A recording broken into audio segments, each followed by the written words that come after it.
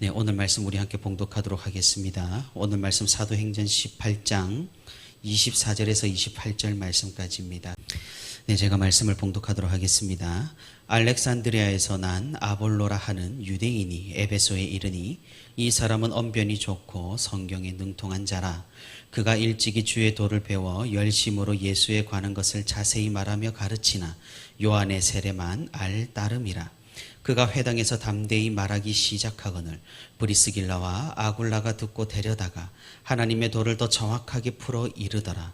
아볼로가 아가야로 건너가고자 하므로 형제들이 그를 격려하며 제자들에게 편지를 써 영접하라 하였더니 그가 가매 은혜로 말미암아 믿은 자들에게 많은 유익을 주니 이는 성경으로서 예수는 그리스도라고 증언하며 공중 앞에서 힘있게 유대인의 말을 이김이러라. 아멘. 네, 오늘도 이렇게 하나님과 동행하기 위해 새벽의 시간에 나온 우리 모든 성도 여러분 진심으로 환영하고 또 축복합니다. 오늘도 우리 함께 말씀을 듣는 가운데 하나님의 은혜와 위로가 풍성히 있기를 주님의 이름으로 소망합니다. 오늘 우리는 말씀을 통하여서 사도 바울의 또 다른 동역자 아볼로에 대해서 자세히 알 수가 있습니다. 사도 바울이 2차 선교 여행을 마무리하면서 잠깐 들린 이 에베소에서 머물 때 고린도에서 함께 출발했던 아굴라와 브리스길라는 에베소에 잠시 머문 것이 아니라 이 에베소에 정착을 했습니다. 그리고 다시 만날 날을 기약하면서 바울은 에베소를 떠나서 이스라엘로 향했고 남겨진 이 부분은 에베소에서 계속해서 복음 사역을 했습니다. 그러던 어느 날 이 아볼로라는 사람이 에베소 도시에 등장하여서 하나님의 말씀을 전한 것입니다. 하지만 아볼로가 전하는 그 말씀은 완전하질 못했습니다. 그는 예수님의 존재는 세례 요한의 그런 어떤 그런 신학에 따라서 예수님의 존재는 알긴 알았지만 예수님께서 어떤 분이신지 어떤 역할을 하셨는지 예수님께서 실제로 십자가에서 죽으시고 부활하신 것이 어떤 의미인지는 정확하게 알지 못했기 때문입니다. 그렇지만 예수님 이전 세례 요한의 말씀까지만을 전하지만 사람들에게 이 아볼로는 굉장히 설득력이 있고 큰 영향력을 주었습니다. 그래서 브리스길라와 아굴라는 이 아볼로라는 사람을 눈여겨보았던 것입니다. 아마도 이들 부부는 사도 바울과 함께 고린도에서 많은 생활을 하면서 사도 바울로부터 많은 말씀을 들었을 것입니다. 그 자체가 신앙의 훈련이 되었고 전도의 훈련이 되었을 터입니다. 그래서 이 부부는 아볼로에게 복음을 알려주었습니다. 아볼로는 생각보다 이 복음을 아주 잘 받아들이면서 예수 그리스도를 메시아로 영접하게 됩니다. 그리고 그가 가진 능력을 유감없이 발휘하면서 예수 그리스도의 복음을 전하는데 큰 역할을 감당하게 됩니다. 하나님께서는 이렇게 사람을 세우시고 복음 전파의 역사를 계속해서 흥왕하게 하신 것입니다. 이 아볼로라는 사람은 알렉산드리아라는 도시에서 왔습니다. 사실 알렉산드리아라고 이름 붙여진 고대 도시는 약 70여 개 정도가 있습니다. 기원전 마게도냐에서부터 인도까지 큰 제국을 다스렸던 알렉산더 대왕, 정확하게는 알렉산드로스 대왕이 자신의 이름을 따서 여러 곳에 이런 이름의 도시를 세웠기 때문입니다. 하지만 그 많은 도시들 가운데 가장 유명한 알렉산드리아 도시는 바로 이집트에 있는 도시입니다. 이 도시는 이집트 나일강 하류의 해안 도시였는데 철학과 학문, 도서관과 대학이 발달된 그런 큰 도시였습니다. 바울 당시 로마 제국에서 두 번째로 영향력이 있는 도시였고 나중에는 로마, 안디옥, 콘스탄티노플, 예루살렘과 함께 총대 주교가 있는 도시가 되기도 하는 그런 곳입니다. 다시 말해 아볼로가 이곳 출신이라는 점은 많은 것을 시사해 주는 것이죠. 그의 비범한 능력, 수사학적인 스킬, 그리고 다른 사람과 대화하며 설득에 능한 것, 오늘 본문에 기록된 것처럼 언변이 좋고 성경에 능통한 것이 그의 출신으로 설명이 조금은 되는 것입니다. 아마도 알렉산드리아에서 아볼로는 고등교육을 받았을 것이며, 또한 아볼로는 유대인이었기에 성경에도 능통하여 말씀을 잘 전하는데 부족함이 없었던 것입니다. 이런 아볼로가 에베소에 온 이유에 대해서는 사실 우리는 알 길이 없습니다. 어찌되었던 간에 그는 에베소에 도착하여서 하나님의 말씀을 전하는데 열정적으로 임했습니다. 하지만 그에게는 한계가 있었습니다. 그것은 복음을 완전히 알지 못한 겁니다. 오늘 본문 25절에서도 그가 일찍이 주의 도를 배워 열심히 예수에 관한 것을 자세히 말하며 가르치나 요한의 세례만 알 따름이라 라고 기록합니다. 다시 말해 그는 말씀을 전할 때 세례 요한이 전했던 말씀, 회개하라, 천국이 가까이 왔느니라를 그의 방식대로 논리 정연하게 전하는 데 그쳤던 겁니다. 그리고 다가올 메시아의 나라를 위해 준비하고 헌신하겠다는 그 증표로 세례 요한이 주었던 물 세례를 주는 것에 열심이었습니다. 결국 예수 그리스도를 알긴 알았지만, 세례 요한을 통해서 예수 그리스도를 알긴 알았지만 그 예수님이 어떠한 분이신지 자세히 알지 못했던 그는 세례 요한의 사역을 반복하는 것에 그치고 말았던 것입니다. 26절에 이런 한계가 있었지만 그는 회당에서 담대하게 말씀을 전했습니다. 아마 유대인 회당에서도 별다른 이견은 없었을 것입니다. 왜냐하면 세례 요한은 유대인들도 인정하는 그런 위대한 선지자였기 때문입니다. 심지어 세례 요한을 메시아라고 믿었던 유대인들이 1세기에는 많았을 정도였으니까 말입니다. 그러니 그가 아볼로가 전하는 말씀은 유대인 회당에서 굉장한 설득력을 가졌고 사람들에게 많은 영향을 주었던 겁니다. 이렇게 회당에서 설교하는 아볼로를 본 브리스길라와 아굴라 부부는 이 열정적인 청년의 메시지가 불완전하다라는 사실을 발견합니다. 그리고 이 청년이 무엇보다 큰 확신에 차 있고 가감없이 담대하게 하나님의 말씀을 선포하고 있다는 사실에 매료가 되었을 것입니다. 결국 이 부부는 아볼로를 자신의 집으로 데려다가 그리스도의 복음을 전하게 됩니다. 구약 성경에 예언된 그 메시아가 예수님이라는 사실을 전합니다. 그리고 그 예수님이 죽은 자 가운데서 다시 부활하심과 그 죽음으로 우리에 대한 하나님의 구원이 완성되었다라는 사실을 알려줍니다. 사도 바울과 함께 생활하며 배웠던 복음을 이 아볼로에게도 전했던 것입니다. 아볼로를 집으로 초대하여 대접하며 전한 복음은 즉시 아볼로의 마음에 침투해 들어갔습니다. 우리는 여기에서 대접하는 손길의 힘을 목격할 수 있습니다. 아굴라와 브리스길라는 단순하게 그냥 말로만 복음을 전하지 않았습니다. 그를 데려다가 초대하여서 대접하면서 복음을 전했던 것이죠. 아주 부드럽고 유쾌하고 편안한 환경 가운데서 아볼로가 더욱더 잘 복음을 받아들일 수 있게 만든 것입니다. 사실 아볼로는 복음의 메시지를 거절해도 이상할 것이 없는 그런 사람이었습니다. 왜냐하면 그는 학문에 능통한 자였고 이미 상당한 학문적 식견을 가졌으며 또 성경에 능통하고 언변이 뛰어나 인정을 받는 그런 설교자였기 때문입니다. 그는 열정이 있었습니다. 그 열정은 확신에서 나왔습니다.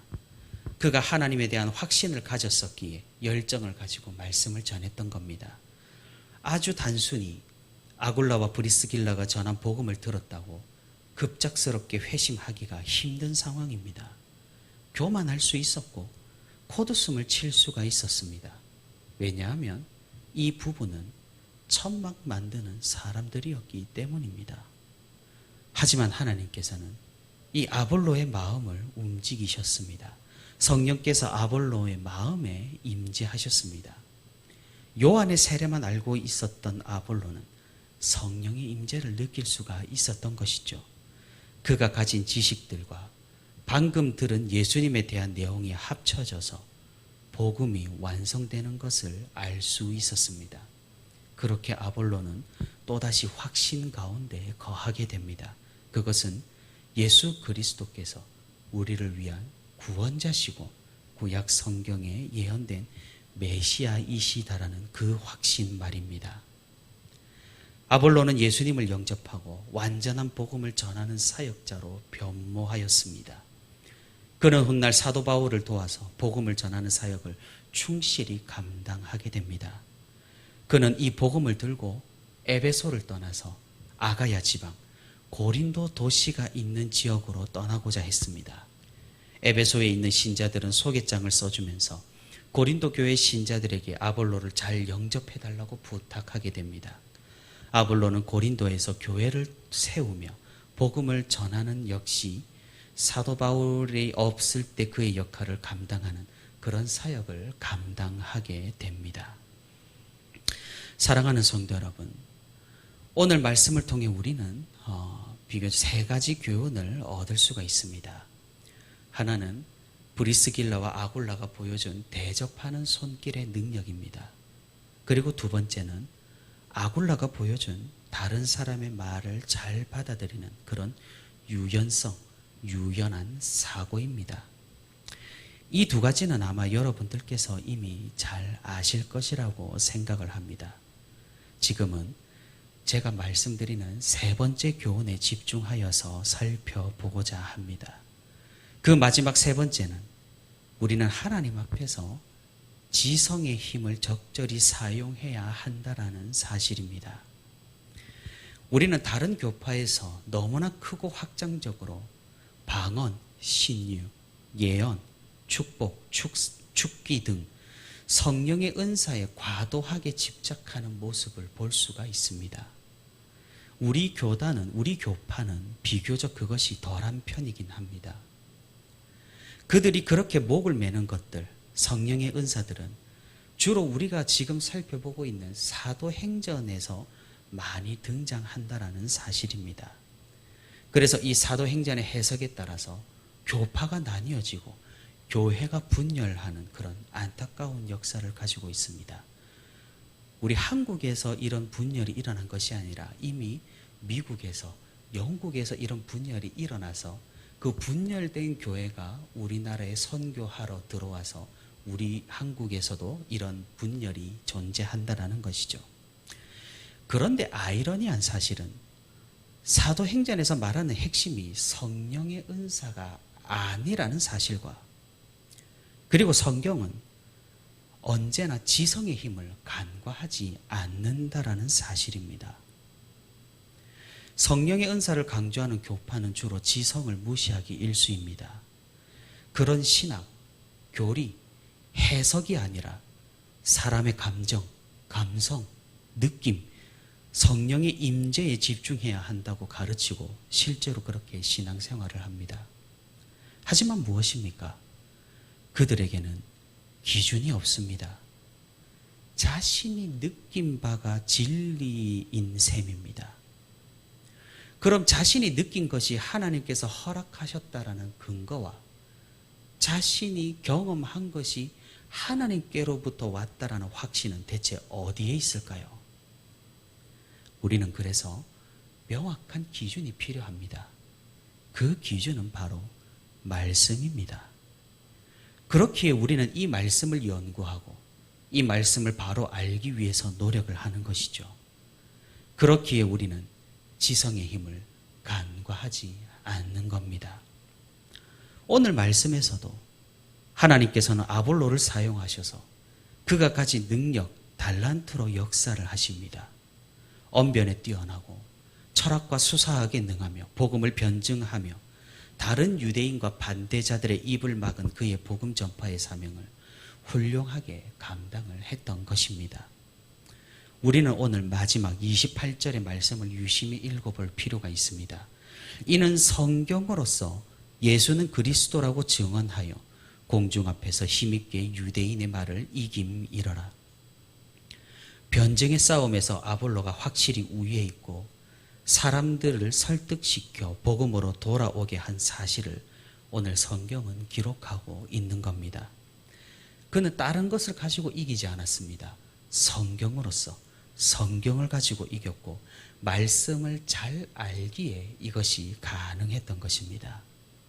우리가 지성과 지식의 힘을 무시하지 말아야 할 이유가 아닐까 생각을 해봅니다.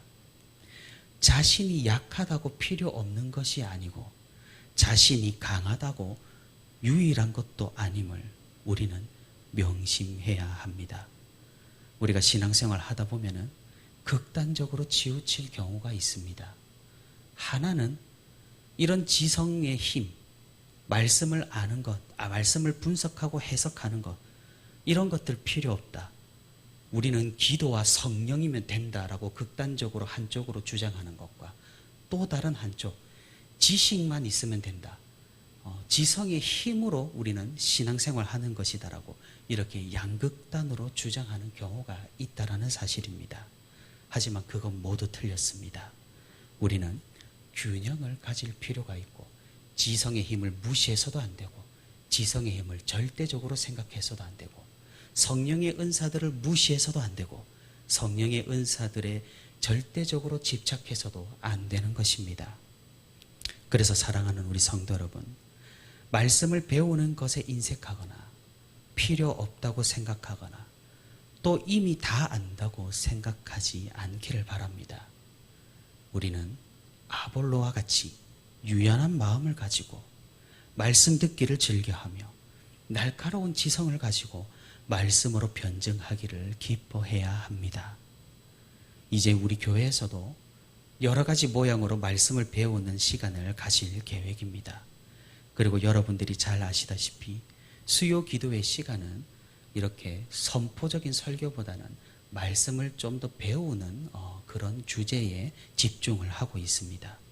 그래서 우리 성도 여러분들께서 잘 참여하여서 말씀을 배우고 예수님을 향한 지식과 그런 지성을 다듬는 귀한 시간들을 가질 수 있기를 바랍니다.